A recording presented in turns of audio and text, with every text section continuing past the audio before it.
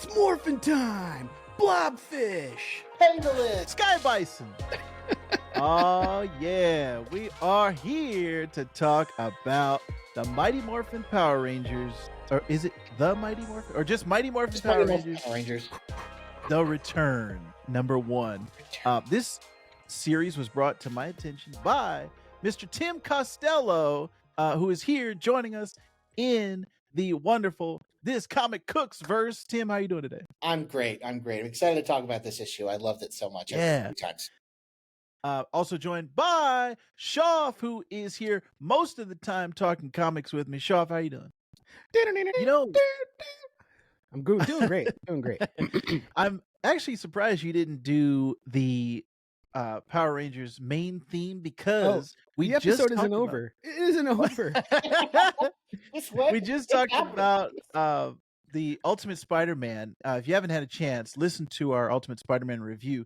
But Shoff did a wonderful rendition of the 90s Spider-Man theme song. And just the other day, I was listening to some podcast where somebody was saying the reason why kids in the 90s, or maybe the kids who grew up in the 90s, are into heavy metal music is because of Spider-Man, the animated series, and Power Rangers. That guitar on both really got into their blood, into their souls. So, and they're on Shoff, I'm happy too. So that makes it even. Yeah, that's great. Fox Kids. So I'm happy to have Shoff here. Happy to have Tim here, and I'm happy to be talking about Power Rangers: The Return. So, Tim, since I said you brought this to my attention, what is Power Rangers: The Return? Give us a little backstory. Oh, well, Power Rangers: The Return is a comic miniseries that's written by series star Amy Jo Johnson, who played Swing. That's right. Anyone who's anybody in the 90s had a crush on her. So yeah. Anyway, she co-wrote this comic with her partner Matt Hodson, and this was brought to my attention when, sometime last year it was announced that she was going to be writing a Power Rangers comic, and I didn't know what that was going to be. I didn't know it was going to be a mini series. It was going to be a one shot or like a mini story in a commemorative issue because it was last year and that was the 30th anniversary. So anything was up for grabs. And when I heard that it was going to be this, I was like, well, this just sounds wonderful and I can't wait for it. When's it coming out? And in the 30th anniversary issue, they had a little tease for it, like teeing up where we were going to be in the timeline and everything, and a little bit of what led up to it, but not too big of a spoiler or anything. And so yeah, I was really excited for this book. I've been reading the Power Rangers comics for the better part of a few years, and so I was actually more excited for this and I'm loving the main book, don't get me wrong, but I was more excited for this because I was interested to see what her take would be on these characters. And hey, Tim, real quick, would you say that the 30th anniversary, it's a one shot, right? It's just a single issue. Yeah.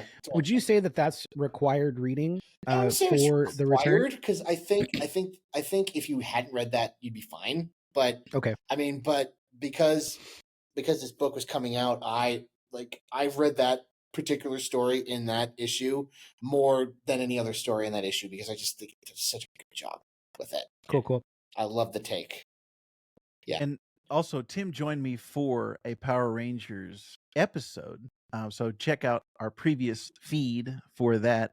Should you be reading Power Rangers comics in 2020? Yeah. I loved the talk that we had about Power Rangers. And like I said, in that episode, Tim is the Power Rangers expert. So I'm happy to have him here today to talk about this. Tim, this is the first time Amy Jo Johnson has written anything, right? Yes. Yeah, she's an actor. She's an actor. She's written some things, and she's also directed. Oh, nice.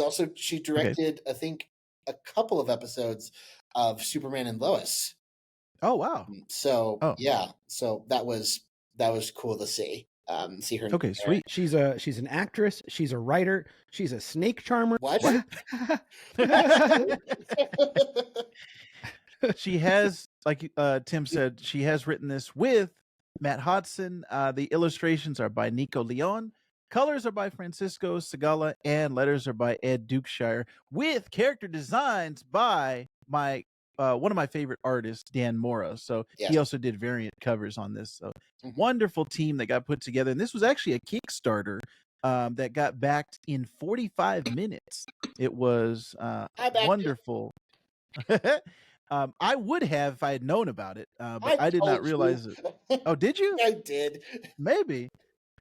This was this is going to be a 4-issue series. So we're going to be talking about probably all 4 issues, but let's talk about the first one as it pertains to This Comic Cooks. And we're going to start off with our Power Rangers expert, Tim Costello. What did you think about this first episode, Tim? Oh my gosh, it was so good. It was so great. I don't know what I expected, but it totally blew the roof off of them. And I think this did a really good job of like building the world. Because I've read like future Power Ranger stories before. You've read Soul of the Dragon. I've read Soul of the Dragon, and it's like this feels like a sequel, a spiritual successor and sequel to Mighty Morphin Power Rangers by itself. Whereas other future Power Ranger stories have been sequels to the greater Power Rangers universe. And although I like seeing that stuff, seeing it more focused on these core characters was, I think, more satisfying. The character design and the art in this book was fantastic. They captured what these characters would look like in 20 some odd years. Like Amy Jo Johnson looks like how Amy Jo Johnson looks now. David Yost looks like he does now. Even Zach looked great. And yeah, it's just so wonderful. The art was great. I loved how it paid very loving and respectful homage to the actors in this particular series who've passed on, with Thuy Trang, who died in a car accident about 20 years ago, and Jason David Frank, who unfortunately took his own life. And I think it was very respectful of those deaths. Would I have loved to see those characters in this space? Sure. But I think just as the 30th anniversary special on Netflix paid homage to those deaths, I think this did wonderfully as well. Shoff, we haven't gotten your Mighty Morphin background. What is your history with the Power Rangers? Ooh, I was hoping you'd ask me this because I was thinking about it last night. I was trying to remember like my first memory of the Power Rangers. And Power Rangers was big for me. Like for my brother and I, we were 100% in it. We had the toys, all the Megazord, the individual Zords. We had the Dragon Zord. We had White Tiger Zord. We had I think we had the Thunder Zords as well. But that was, I think, where we dropped off. After that, we did not collect anything else because it's kind of funny. I want to talk about it in a moment, but that was the moment. I remember it vividly when I realized I might be too old for this. Like there was a moment where I was like playing outside and I had the dragon dagger in my hand, the Green Ranger dagger. And my brother had Saba, the White Ranger dagger, like the saber or whatever you want to call it. And we were running around the apartment complex that we were staying at when we first moved to Arizona. This was back in 94, summer of 94, 95. And I remember thinking, I wonder what people inside their apartments are thinking, looking at me outside playing with these toys. And I'm like, and I'm not shaming anybody or anything, but like for me, it was a moment where I was like, maybe I'm getting to that point where I need to put these toys down. Because up until that point, like I didn't care. Like, but there was a realization there, and it's like the loss of innocence, like where sad shot. As kids, you don't care what people think, right? But then at some point that turns, and that was my turning point. But flashback to the beginning of Power Rangers, I remember vividly watching the first episode in my kitchen. We had a very tiny like television. It was probably no bigger than, I don't know, like 7, maybe 10 inches screen. It was like a very small television that would sit on the countertop. And I remember bringing like a chair over because you got to get really close to those TVs. You can't see them otherwise. Yeah. Right. And we were like face up against the glass of the TV watching the first issue. And can I get inside? Can I go to Yeah, the like we command were just center? like right there. I could Yes. smell Kimberly. Yeah. And it was nice. But yeah, I mean, it was such a powerful thing, and it was so fun. And I would say few shows that show, Spider-Man, X-Men, all on Fox, all on Fox, all around the same time too, were my jam for sure. So I loved Power Rangers in a huge way, and those toys were nuts back at that time. Those were the most impossible toys to find. And when you got your hands on them, you felt like you were the SHIT, because those were exclusives. Like, and I very got the hard to Megazord, and your friends were like, I didn't get it. I'm like, well, sucks to be you then. Yeah. So yeah, that and that obviously that show was a big. It was mainly to sell merch and capitalize on as using, many shows at that time. Yeah, and capitalizing on using the stock footage from its counterpart, right? So, and trying to create a story around it. But I loved the show. I loved it. Rita Repulsa, Lord Zed, all of them. I loved it. Yeah, Shoff, it's interesting. If I may, it's funny you mentioned like using that stock footage to create a story around. That's where I think the comic succeeds, in where the TV show kind of fails, because they don't have to have that stock footage. They could do whatever they want. There's an issue where the Dragon Zord and the Tiger Zord merge. And like no budget. Yeah, no budget. You can't do that in the show because that's two different Japanese footage. And so that's what I love about the comic and what they've done over the past few years, is because they've been able to create new characters and also do things that, because the people who are writing these books, like, they watched it and they're like, you know what I've always wanted to see? This. I'm going to do it. And they do it, and it's amazing. So yeah. Well said. That's one of the advantages of the comic book format. Same with animation. It's like not having the budget of live action, not having to worry about that. You can really do anything that your imagination calls forth. And I wanted to say, Shoff, I had a similar revelation.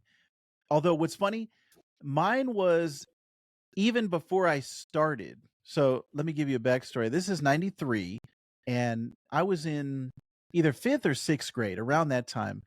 And I thought Power Rangers was for babies. I thought at the time, I was like, I don't want anybody to know that I watch Power Rangers, but I was watching it every day and going to school, like, not trying to talk about Power Rangers, not trying to buy any toys or anything.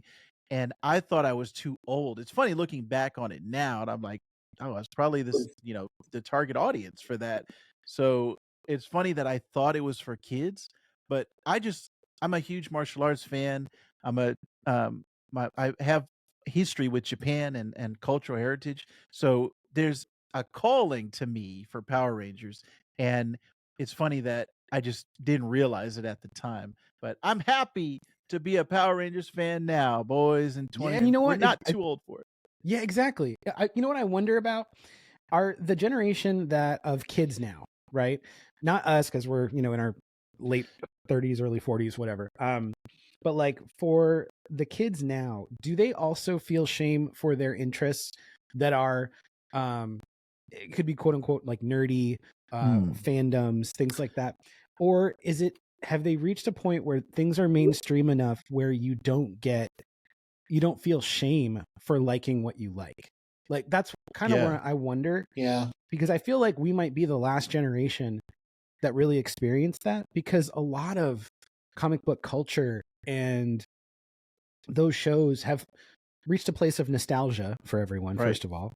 And then also they've been reinvented for a new generation in a lot of ways, especially Power Rangers. I mean, they've had so many iterations of the team. I can't even keep track anymore. It's in madness. I mean, at this point, Tim can. It's crazy. Even I have a hard time. Like, which one's next? I can't remember. I have to look it up. But like, are kids still feeling that shame of liking what they like, or have we come to a place where everyone's just okay with having your interests? I wonder. Yeah, that is interesting. I wonder what our kids are even going to experience, whether the kids now or ours in the future. if anyone is listening to this, leave a comment down below. If you have a personal story, I'd be interested to hear about it. But my assumption is that, like Shaw said, there is not that stigma around geek culture that there used to be, and nerd is not the same thought of in the same light Yeah. as it was when we were growing up. So I think that there's less, maybe not completely eradicated, but I think there's less around all of these properties. But also, I'm interested in that talking point, but I'm also interested in the Power Ranger fandom today. Maybe Tim can give us a little bit on this. Is it all our age, or is there a newer generation, do you think, like with the Power Rangers movie, the live action movie that came out in, was it 2018 or 2017? 2017, yeah. Do you think there is a new audience for Power Rangers, or is it a lot of us, a lot of It's nostalgia? mostly a lot of us because when I saw the movie, and I've talked to my brother about this, is most of the people who were in that theater were people who are our age. And so that's probably why the movie didn't do so hot, because they weren't like the audience that they were looking to grab didn't latch on, kind of like that Marvel Star Wars audience that they were looking to grab for it. And that's why the movie's not 100% great because the Power Rangers don't show up at the last 30 minutes. And that's probably why there's no sequel, right? Like Yeah, there's nothing and in the works they for like, anything. hey, like here's a sequel. They had like, oh, hey Tommy, and they didn't know who it was, obviously, because they wanted to do a sequel, but they didn't do a sequel. Well, but was that really a Power Rangers movie, or was it just a really long Krispy Kreme commercial? I haven't Yes. seen It's insane how much Krispy Kreme is mentioned and referenced and focused as a product placement. Now I kind of want It's not even just product placement. It is like they must be the dominant sponsor of There that was a lot. film. There was a lot Oh, of wow. Krispy Kremes destroyed in that movie. Yeah, it's crazy. It's Yeah, absolutely crazy. Now I want to watch it. But Shaw, I want to get your take on this. Was this your first Power Rangers comic that you've read? Yes, actually, it was. But after reading it, I downloaded the 30th 30th anniversary special and issue, and I haven't read it yet, but I'm excited to read it because I feel like it'll be something that will just further like that feeling of nostalgia for me, which I love. I don't care too much for the non OG cast of Power Rangers. Like those other people were never really my Rangers, if you want to say. And when like they started to do the live action movies with the original cast, but they had like the newer people that had replaced Trini and Zach and Jason, it didn't have the same flavor, and that didn't work for me. So like I the first season Power Rangers Mighty Morphin, that's where it's at for me. Yeah. Okay. Well, let's get some more from Tim Costello on this first issue. This is, I think, either I said this to you, Tim, or you said it to me. This is like the Old Man Logan for Kimberly. Yeah, this is her like future timeline story. So, because even though, what did you think about that? Oh yeah, it was great. It was really cool. I have so many questions about like things that Kimberly has gone through. Because obviously she has forsaken her old name, her old life. I think it was mentioned she had kids. So like, and is like embracing this Emma Phillips persona, and so I've got questions about that. And I recently watched a live stream where Amy Jo Johnson and David Yost, who played Billy and Kimberly respectively,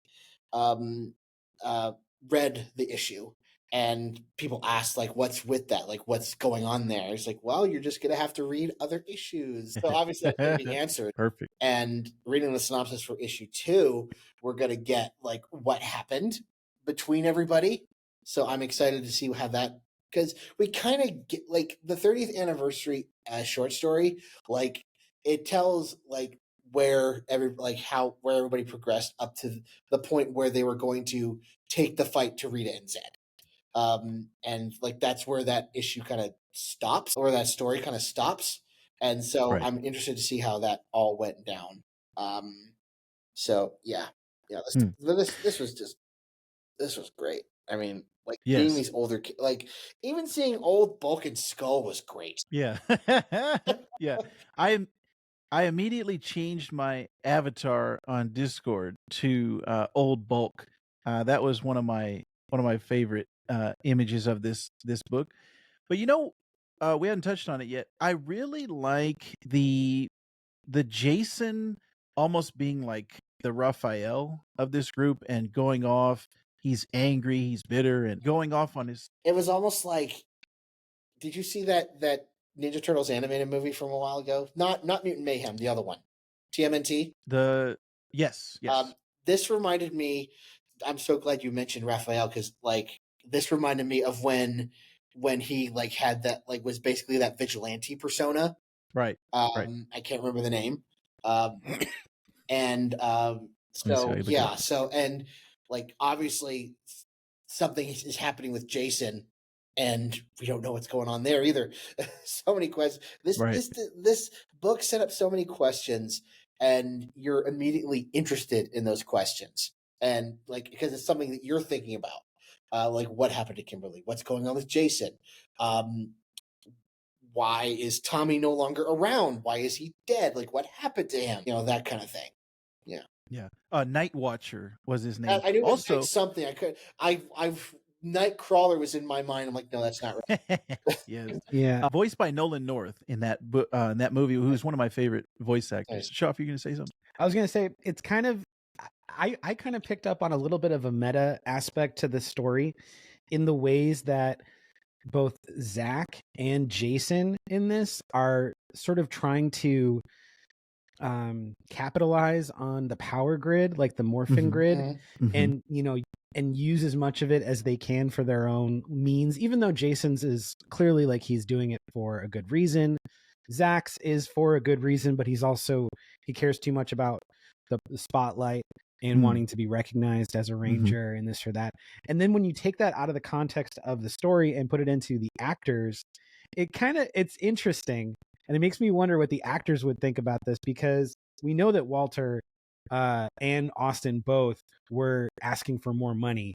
And the reason why that they did not continue as the Mighty Morphin Power Rangers was because of their ultimatum. They were recast in the second season because of their contract negotiations. And then to make matters worse, you've got Austin St. John in the news for back in 2022 during everybody was getting their COVID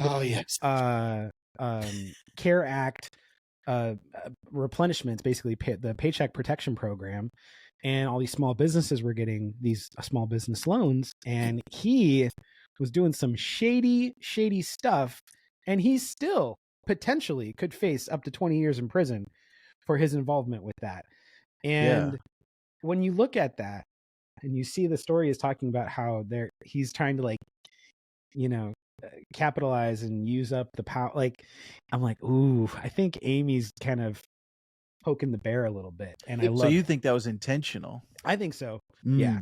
That's interesting. Yeah. It's funny. I think it's funny you mentioned, how Zach and Jason are using the morphin grid, but so is Billy. Billy's also using the morphin grid, although for slightly more altruistic reasons, because obviously Trini died of cancer in this story. That's the implication, because he talks about how he's using the morphin grid to help people and to take things out of their bodies like cancer cells. So obviously, and Trini and Billy always had a connection, and they mentioned that like pretty up front if you haven't watched the series in a while. So obviously he feels bad about Trini's death, and so he's trying to use the morphin grid for good reasons, which is totally in line with his character, because he was doing that in the 30th anniversary special as well, in the Netflix special, trying to use the morphin grid to bring Zordon back, and and that kind of stuff. So yeah, like the characterization is spot on. Yeah. So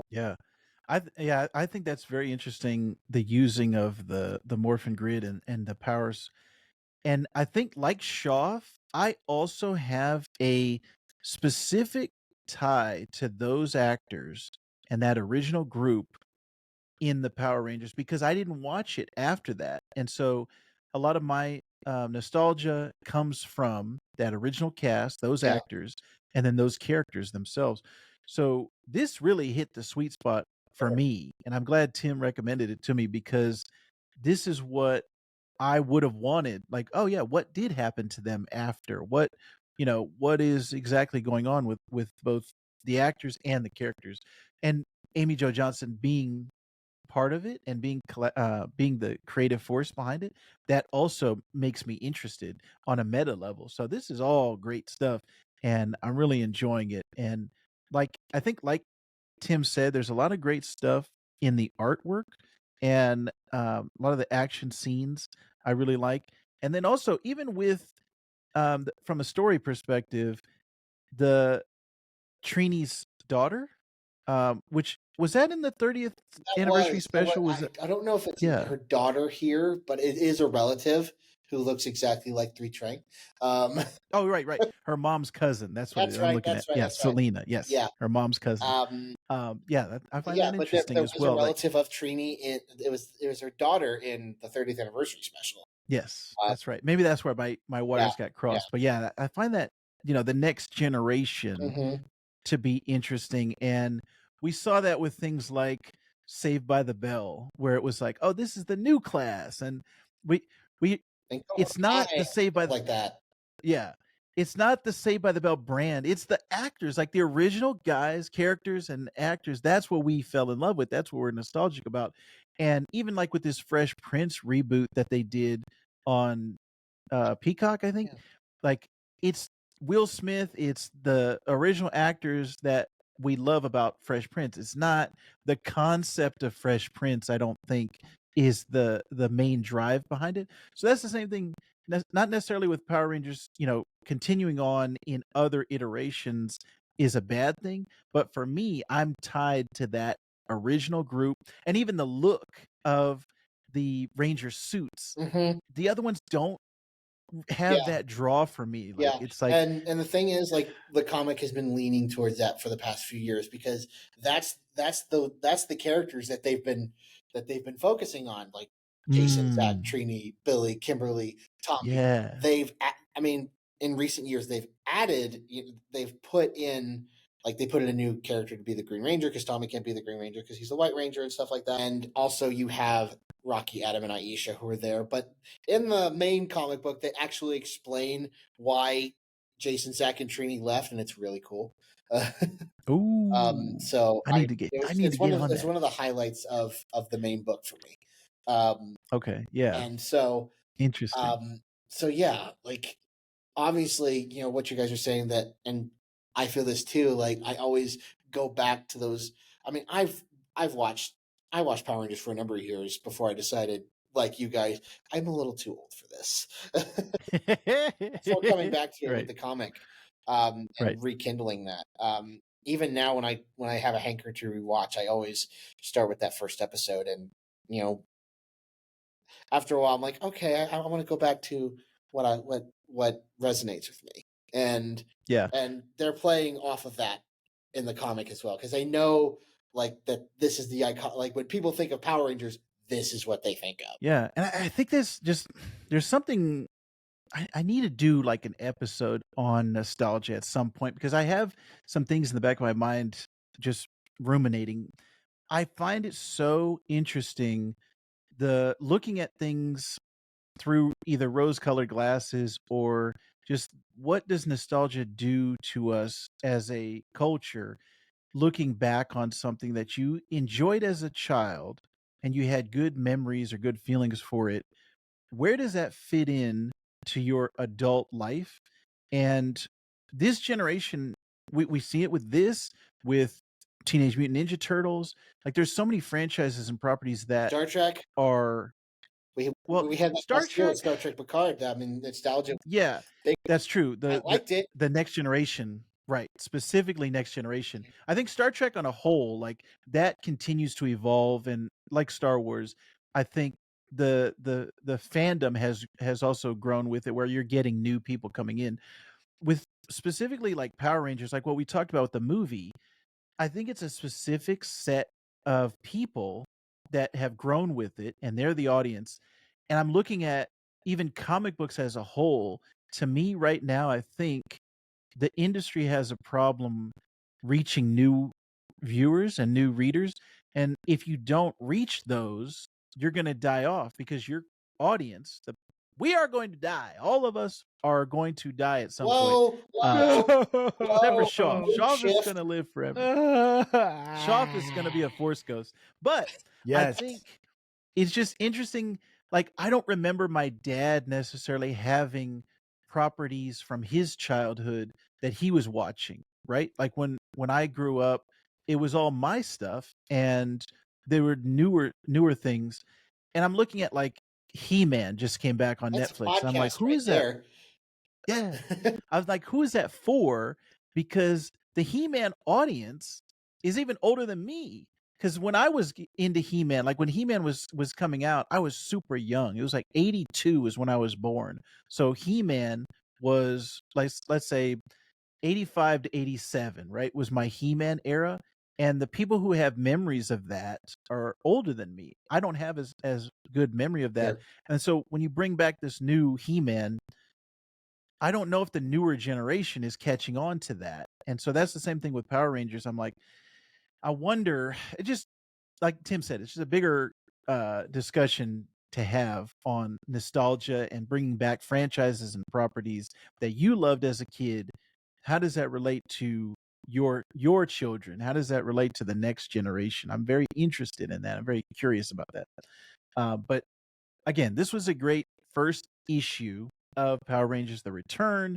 It's like the old man Logan of the Kimberly Power Rangers, and seeing what is going on in her universe. So I'm curious to see what happens in the next issue. And I think we are all going to be back for the second one. Tim, you said it's coming out very soon, right? In the March next couple weeks? Yeah, March 13th is issue 2. Okay, so March 13th. We'll be talking about that here on This Comic Cooks. And I think we can all say that Mighty Morphin Power Rangers The Return #1 cooks. And we all would like to hear your thoughts in the comments down below. Let us know. Yeah. Go Power Rangers. Yeah.